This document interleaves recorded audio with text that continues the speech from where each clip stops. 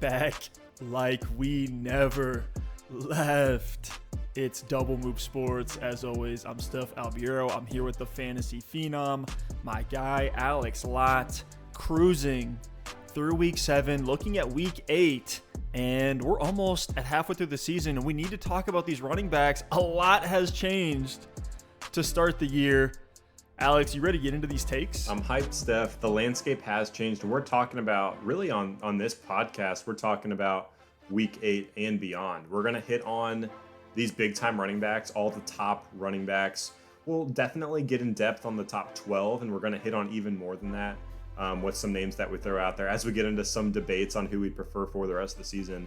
But yeah, the landscape has changed at the running back position. We now have a 7-week sample size of what some of these backfields are going to look like, what the volume is going to look like, which teams are good, which ones are bad, how the game scripts shake out, all that kind of stuff. So, Steph, I'm super hyped to get into it. It's going to be a blast. And you can refer back to these rankings. You can refer back to these player breakdowns as you're looking at trades, as you're looking at different moves you can make to make that playoff push. Because the name value from the drafts, where guys went in their ADP, doesn't matter anymore. It's time to wash that away and totally clean the slate on who's going to get you these dubs week in and week out. This is going to help you season long. It's going to help you build trades right now and in the weeks to come. I'm so excited to talk about the top players. Before we get into it, a like and a sub on YouTube, greatly appreciated. So let's go ahead and put both of our rankings, our formal rankings. We'll go through again all these players, but they're going to put them on the screen now. And for both of us, and this is any fantasy analyst, any podcast, any casual viewer that you watch, Derrick Henry is the RB1 right now in fantasy football at 27 carries a game, still at a very efficient 4.8 yards per carry. If you're looking to years past, Henry has always been one of the most efficient running backs in the entire NFL. He's on pace for over 2,100 rushing yards, 24 touchdowns, and a very sneaky 3.3 targets per game. Henry is on an absolute tear right now, and the Titans are doing some pretty special things against Buffalo and Kansas City. I mean, when you're getting 27 carries and over 3 targets per game, it honestly doesn't even matter how good of a running back you are. You're going to be one of the top guys in fantasy. And on top of that, we got Derrick Henry getting that kind of volume, just the beast he's been for the last several seasons, carried into this year. Before the season, he was still going in that top 5 range, that whole tier of the Dalvin Cooks, Christian McCaffreys. He was right around that range. But I think this is just confirmation that, he's doing it again for 2021. And at this rate, is he going to be the Tom Brady of the running back position where every single year, based on age, we doubt him and he just comes out and lights the world on fire? Because Derrick Henry, with the volume he's seeing, with this Tennessee offense that relies so heavily on him, with the touchdown upside, and now, like you said, with the little increase in the bump in the receiving work as well. I mean, he's the clear-cut number 1 for me right now, and he doesn't look like he's going to be slowing down anytime soon. And the fact that Julio Jones is not hitting is definitely helping Derrick Henry in a big way. They're having to lean into the run game even more. I think Tennessee thought they'd get a little bit more out of Julio in the passing game as a whole, but it is what it is. RB drafters scream from the rooftops. Let's talk about our number 2, Austin Ekeler, top 3 in running back targets, getting a 68% of running back opportunities in a delicious, for fantasy, LA Chargers backfield. 7 total touchdowns. He's getting the red zone usage. The upside in LA is there. And really, this offense is funneled around 3 guys. It's Mike Williams, Keenan Allen. And we'll talk about him a little bit later this week as a potential buy low candidate. But that third option is Austin Ekeler. And he's being the efficient pass catcher he's always been, an electric playmaker, a stud, a guy who's already proven that he can be top 4 as a running back in PPR leagues. Not much more you can ask for from an undrafted guy who's a little bit undersized, just getting it done in the NFL. Yeah, to be honest with you, Steph, Ekeler is my number 7 running back. So this is the first spot already where we have a pretty big gap. And don't hear what I'm not saying. I love Austin Ekeler, especially in these PPR leagues. But the difference for me is just the overall volume. I do love the offense. I do love the efficiency. I love that he's finally realizing some of that touchdown upside as well in the red zone.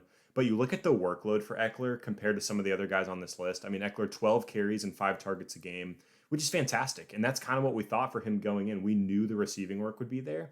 He's actually, that 12 carries a game is a little bit higher than I would have expected. I would have expected closer to the 10 range. So he's getting the work, which is fantastic. And it's nothing against Ekeler. It's just some of the other guys we're going to talk about, some of the other names and the volumes that we're going to be getting into, and the reliance on them in the offense is what puts them in front of Ekeler for me. So I'm not hating at Ekeler at all. I still have him as my number 7 running back, which is higher than where I had him before the season. So he's definitely trending upward. But putting him up there at number 2 for me, Steph, just feels a little bit too strong at this point as we head into week 8. Well, if you want to talk about a guy who is getting that volume on the ground and through the air, look no further than Najee Harris, my current RB3. Doesn't leave the field. You see Benny Snell get in there in little moments.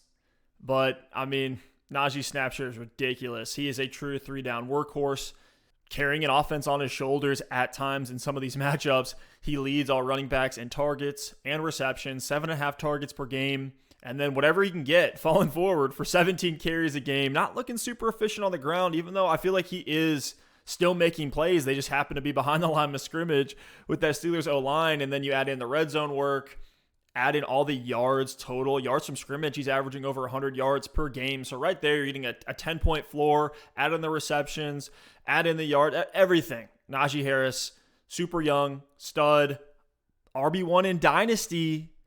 For some people, I think I'm in that same boat as well. Najee Harris is the RB3 in fantasy football. Absolutely love Najee. He's my number 4, and you know I'm a huge Najee fan, but he's still my number 4. He's in that top tier of running backs for me. Like these next group of names we're going to talk about, probably the top 5. You know, Derrick Henry, for me, Dalvin Cook and Kamara, who we'll get into, Najee. McCaffrey's there, obviously, as well when he's healthy. Maybe throw Zeke in. That's my, like, top tier 1. So Najee's firmly in there. You're really splitting hairs when you're looking at who's number 3 versus who's number 4. Like, you're happy to have any of these guys in your lineup.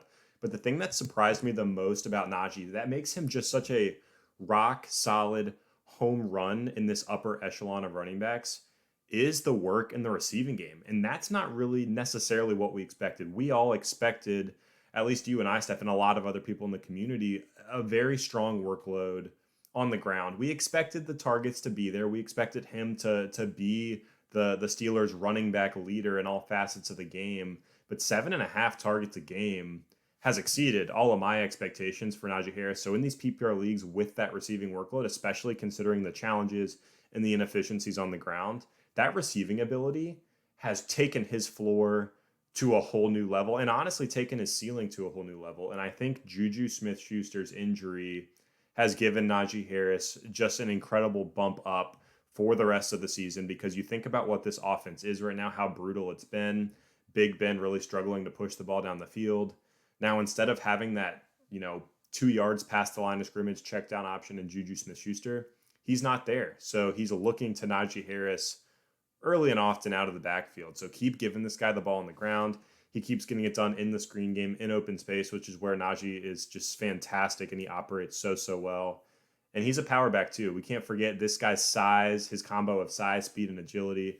He's going to still be able to get into the end zone when the Steelers are able to make it down into the red zone. So Najee, for me, does it all. The one thing that's lacking is the efficiency, but because he has really over-indexed in the receiving game versus the touches on the ground, that's why he is so firmly in that top 4 for me. I remember talking with Angelo Fantasy before the season, in the offseason, talking about some of these prospects. He said Najee Harris moves around like a ballerina. And this is a guy that's over 6 foot and 230 pounds. So, yeah, it's crazy. We're seeing things play out in a big way for Najee Harris. But, Alex, now moving to your RB2 and your RB3, it's 2 guys that have been locked and loaded studs in fantasy football for the last couple seasons. Dalvin Cook, Alvin Kamara. Is there anything we need to say about these guys that hasn't been said before?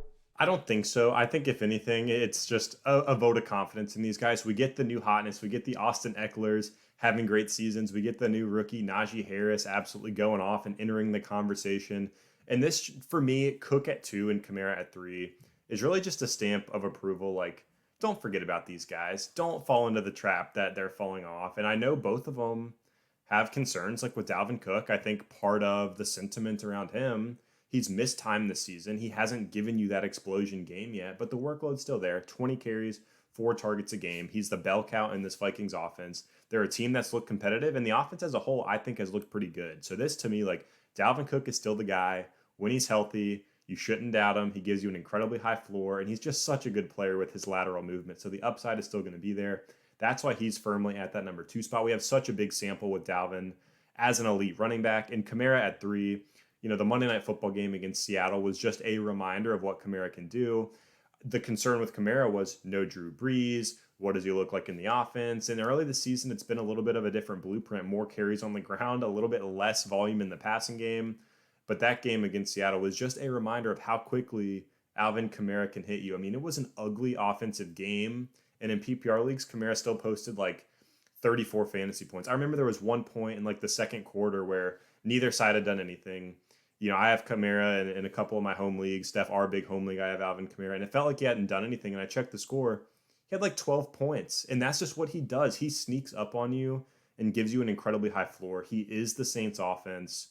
And Alvin Kamara, with the touchdown upside that he has, he is the guy in the red zone, whether it's on the ground, on these jet sweeps, these end arounds, or on screen passes, or any kind of route out of the backfield for that matter. Like, Alvin Kamara is still that dude. So Cook at 2 and Kamara at 3 for me is just a reminder to everyone, remember your elders. Remember these stud running backs that have done it for years and realize that they're still good and they still should be at the top of this list.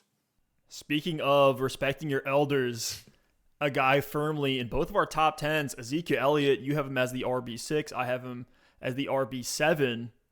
To start the year, a lot of people were freaking out on Ezekiel Elliott, but he's turned out to be exactly what he thought he would be. Just had a rough schedule to start the year, and people saw Tony Pollard being the electric playmaker that he is, and just assumes the pendulum had swung one way or the other. We can't over-index on age. I know Zeke is 26, but this is a guy that's currently getting 17 carries a game, 6th in the NFL, 3.3 targets per game. I think that's going up because what you're seeing with Ezekiel Elliott, even looking back at the game in Week 6 against New England, 9 targets. Tony Pollard was reduced to a 29% snap share in that game. When games are close, when it's 2-minute drill, when they're in the red zone, the longer the game goes on, whether it's overtime, whatever it is, anytime you're in these high leverage situations, you're going to see Ezekiel Elliott on the field for the Dallas Cowboys. Do not get it twisted. He can produce in the passing game. He's still getting it done on the ground, running at a very efficient 5.1 yards per carry. That to me alone is saying like, Ezekiel Elliott is not dust. I know last year was rough. They shut him down because Dak was hurt. Get that out of your brain.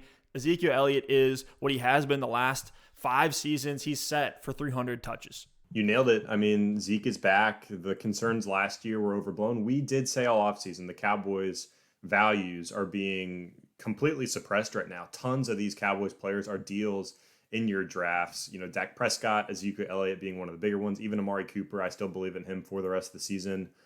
But Ezekiel Elliott, you look at what happened last season, barely over 4 yards per carry. He was battling an injury. Ben DiNucci and Andy Dalton were the quarterback. Of course, the efficiency is going to be down. The thing that's the most encouraging to me about Zeke this season is not the workload. I think the workload was fairly secure even with Tony Pollard. It is that 5.1 yards per carry because we're seeing Zeke run efficient again, and that's what he does. He grinds you down, he grinds you down, he grinds you down, then hits you with the breakaway 20-yard run, still has as much touchdown upside as any in the league. And now with this improved Dallas defense, we are seeing Dallas shift back to really relying on that ground game. So absolutely love Zeke for the rest of the season. He is locked in for me in that top tier, and he has to be one of just the safest every week starts out there right now in fantasy football. So the Week 7 bye is behind the Cowboys now as we look into Week 8. Ezekiel Elliott averaging 1 touchdown per game. I think that number at the end of the season could be 22 to 26 touchdowns. He's scoring at a ridiculously high rate, number 3 in the NFL in touchdown to carry ratio. So you love to see that for him. And you look at the schedule over the next couple weeks. So coming in fresh off the bye week, we have Minnesota, Denver, it's whatever for Zeke. But then Atlanta, Kansas City, Las Vegas, New Orleans, the Washington football team, and the Giants. I love the remaining schedule for Zeke and honestly the entire Dallas Cowboys. 2021 Zeke looking like the top 5 stud we expected him to be in drafts. Now, Steph, before we move on to our next running back, I have to plug FanDuel, because if you are not playing FanDuel, you are missing out on the party. Like, we talk about these top running backs, and as we're going through this list, I think to myself, like, dang, I sure would love to have a lot of these guys on my fantasy football rosters. But if you're in good leagues, if you're in competitive leagues, it can be so tough to acquire these top tier names if you don't already have them. The great thing about FanDuel, you can draft these guys to your lineup every single week. It is by far the best platform in daily fantasy sports. All you got to do is put together an all-star lineup for one given week or one given game at a time and stay under the salary cap. For their full slate Sunday contests, you draft 1 quarterback, 2 running backs, 3 wide receivers, a tight end, a flex, and a defense. It is a ton of fun. And right now, with the link in the description, you will receive a 20% match on your deposit up to $500. So what that means, if you deposit $25, you'll get $5 for free, and that $5 gets you an entry into the Sunday Million. And in that contest, the winner takes home a 6-figure cash prize. So don't miss out. If you're on mobile, be sure to continue on the web when you're signing up, but download the app now and make sports even more exciting and just enhance your fantasy football season. But Steph, I want to talk about CMC next on this running back list, because we've seen him for 2 full games this season. And in those games, 26 fantasy points per game. He is essentially quarterback proof. He's essentially team proof, coach proof. Doesn't matter who it is around Christian McCaffrey. He is that elite running back every single season. He might only miss one more week. You know, you're recording this leading up to week 8. He's out for that game, but he could be back after that. So Steph, we have him here kind of in that middle of our rankings. I have him at number 5. Looks like you have him down a little bit further at number 10. But to me, when Christian McCaffrey comes back, he's immediately back up to that number 2 or 3 spot. So right now, the reason he's at number 5 is just because we have some question marks about the injury at the time of this recording on October 26th. Like, we still have some question marks. We don't know exactly when he's going to be back. We don't know when he comes back. Is he eased in on a lighter workload? The Panthers are looking pretty tough right now. Sam Darnold getting benched last week. The offense has been absolutely brutal. So, Steph, what are we doing with Christian McCaffrey right now? For me, it's like when he's back out there, he's got to be number 1 or 2 in my rankings. But because of some of the question marks, I'm taking some of these other sure thing guarantees over McCaffrey at this point. Yeah, more than likely, even with Darnold getting pulled for PJ Walker last week, and like we've seen McCaffrey produce year in, year out on brutal offenses with Kyle Allen, with declining Cam Newton, with Will Greer, all these guys on the Panthers roster under center. McCaffrey still seems to produce throughout all of it. So I'm sure he's going to be fine. But outside of the missed time, that's one of the concerns for me is just the offense as a whole. That's why I do have Alvin Kamara a little bit lower than some other people do like you, just because I do have some questions about the respective offenses. I don't know if the ceiling is quite as high as a guy like, for example, Ezekiel Elliott, who could see 25 touchdowns on the year. So I do believe that caps the ceiling to a degree, but you're right. The second we see McCaffrey come back and have 3 straight 25-point weeks, then he's easily a guy that you got to put back into that top 5. But there is one slight concern, and this may be more going down narrative street, but if you look at what the Cowboys are doing with Zeke and Pollard, you look at Green Bay with Aaron Jones, A.J. Dillon, and we've talked about these splits a lot on the show, but if I'm an NFL team right now, I believe the best way to strategize a backfield, and especially if you have a stud running back, a guy that you spent first or second round draft capital on, you got to pair him with a breather back of some sort. And I know that's tough because McCaffrey is a guy who is good in all phases of the game, but I would not be surprised to see Chuba Hubbard get into the game a little bit more now that he's at least a trustworthy option for them. Maybe take away some of those carries on the ground. Again, I'm not saying this is going to happen or projecting it, but I'm just saying if you look around at some of the situations in the league, the Carolina Panthers could look around and say, yeah, especially in a year where we're not going to compete down the stretch, do we really want to give one of our franchise players, one of our best, if not the best player on the team by far, why are we going to put extra tread on his tires? And you think back to Ezekiel Elliott last year, exact same type of thing happened when Dak went down. So that's why McCaffrey's a little bit lower, but we're splitting hairs here. I'm just valuing production, over the next couple of weeks more than, guys who have a little bit more question marks long term. Yeah, and at the end of the day, availability is one of the best qualities you can have in these running backs. And McCaffrey hasn't played 3 straight games since 2019. So it's been a while since McCaffrey has strung together a long stretch of games where he's been healthy. And at this point, that doubt has got to creep into the back of your head. So that's why he is kind of in the middle of our rankings, because if I can have these healthy, health is never a guarantee, but if I can have the guys who are healthy right now without the question marks for the remainder of the season coming back off of that injury, I would definitely take them. But Steph, I want to go ahead and move into, I can't believe this guy is so high on our list, but he deserves to be there. It's DeAndre Swift. Let's go. One of the most polarizing, difficult to pin down running backs this offseason was DeAndre Swift. And I'll give you props. I was lower on Swift, and early in the summer, you got me coming around on the Swift train, and I rose higher and higher and higher on him as we got into these drafts. Luckily, my best ball lineups are thanking you as well. But Swift is only averaging 10 carries a game on one of the worst offenses in the NFL in the Detroit Lions. Although I will say they've been a little better than I expected. But Steph, the kicker, 7.5 targets a game, which he's turning into 6 receptions a game. So in these PPR leagues, you have a running back that is giving you 6 receptions a game as a floor.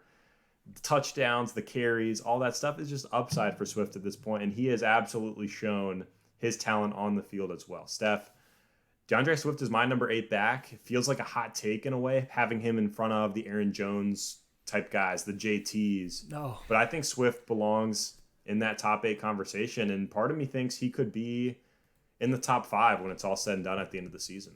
Yeah, he just missed that top 5 for me, sitting at RB6 currently. He was one of our biggest hits.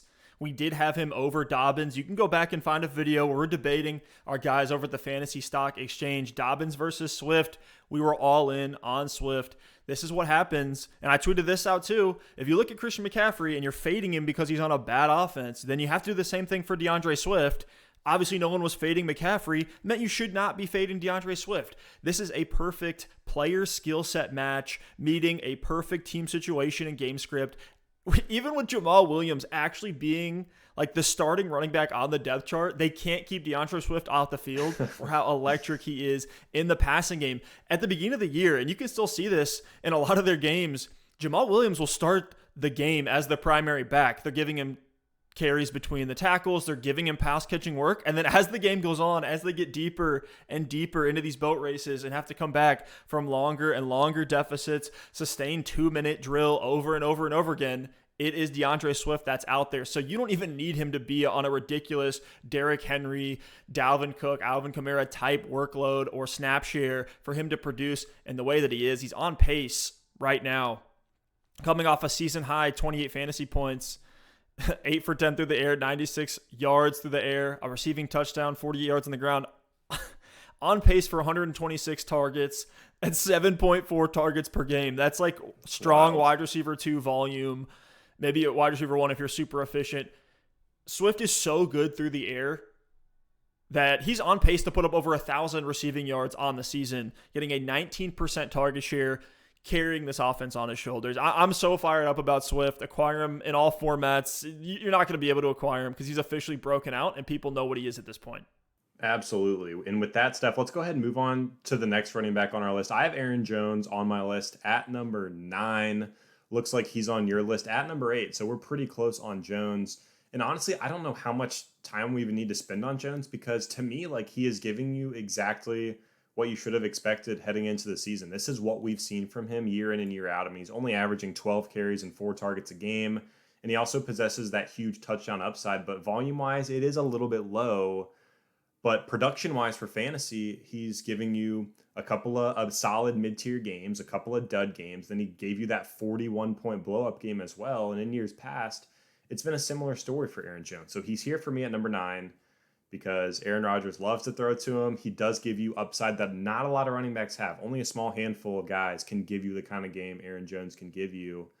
But the wheels do fall off sometimes for Jones if he gets game scripted out, or it just happens to be an A.J. Dillon hot hand game, or Rodgers is absolutely on fire and they don't rely on the running game a lot, kind of how we saw just this past week in week 7. Aaron Jones can disappear, but he does give you good performances more often than not. So he still comes in for me strongly at number 9, just for his efficiency and for the upside that he brings on a week in and week out basis.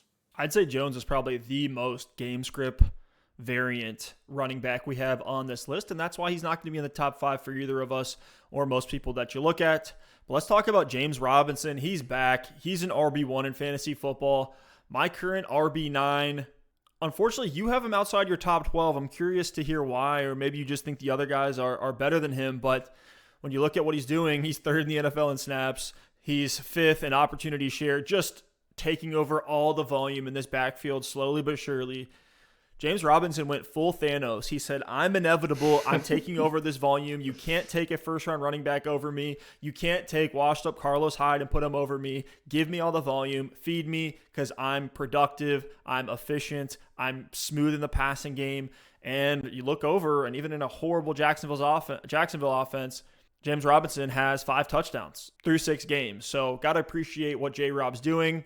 He's an RB1. Stud, start him every week, no questions asked. So not more can be said about J-Rob. And I feel like the same situation for Jonathan Taylor. Your top 10, my 11.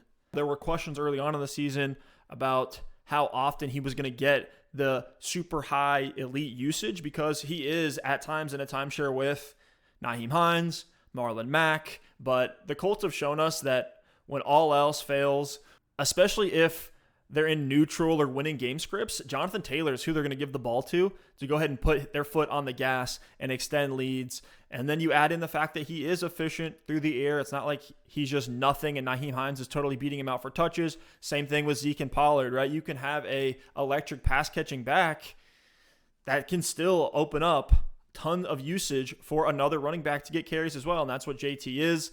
Obviously, the volume and the timeshare is the reason why we have him a little bit lower, but still a stud RB1. Absolutely. And 15 carries, 3 targets a game is solid workload for these stud running backs. And the thing about JT, 5.5 yards per carry. In the NFL amongst running backs right now, in yards per carry, Tony Pollard's at the top with 6 yards per carry, which is unreal. Behind him is Nick Chubb and Chase Edmonds, which was a shock to me. Sneaky. And then Jonathan Taylor comes in right there at number 4 in terms of yards per carry. So the efficiency's there, the touchdown upside's there in the Colts offense. And yeah, he's everything we thought he'd be, just a rock solid bell cow back. And that's why he comes in my top 10. But Steph, I want to move on to number 11, my number 11, Darrell Henderson. Looks like he is on your list at number 12. So Darrell Henderson snuck into that top 12 for both of us. And this is the guy that's had to have been rising in both of our rankings the most to this point in the season. I think going into the year, we both had him as kind of that mid to low end running back too. But what we've seen from him on this Rams offense has been absolutely undeniable. He is the clear bell cow number 1. Sony Michel did not come in to split time with Darrell Henderson. This dude's seeing 16 carries and 3.5 targets a game and one of the best offenses in the NFL with a ton of touchdown upside. So for me, like, Darrell Henderson is absolutely in this conversation of these top 12 backs. If people still aren't as high on Henderson because he doesn't have the name of, you know, a Jonathan Taylor, of an Aaron Jones, like, go buy low on Henderson in your league if you have some bigger names or a package trade that you can put together. Because Henderson, some people might think it's a mirage, but Steph and I were a little bit ahead of the curve on this one. We told you to buy him high before the breakout game that happened back in week 6. Let's go. And Henderson has done nothing but perform all year. And I've actually been pleased to see him in the passing game as well. They do this little like wheel route with him out of the backfield in the red zone. Had a touchdown on it a couple weeks ago. Had a couple targets on it last week as well. So Henderson is super, super sneaky. And he's an absolute lock-it-in starter every single week for me for the rest of the year. And he belongs here in these upper echelon of names. He absolutely belongs. At 10th in fantasy points per game at the running back position, getting the best volume in a great offense. He's 11th in red zone touches, and that's including, he missed a week because he was banged up. He's a more fantasy-friendly Leonard Fournette. He's seeing an 80% snap share, which is second amongst all running backs. He's on the field a ton, running a ton of routes. The Rams, don't get it twisted. They have Stafford, but they're still a team that wants to run the ball. And they run the ball in the right game scripts. They're 12th in run plays per game, courtesy of playerprofiler.com. So Darrell Henderson putting up numbers.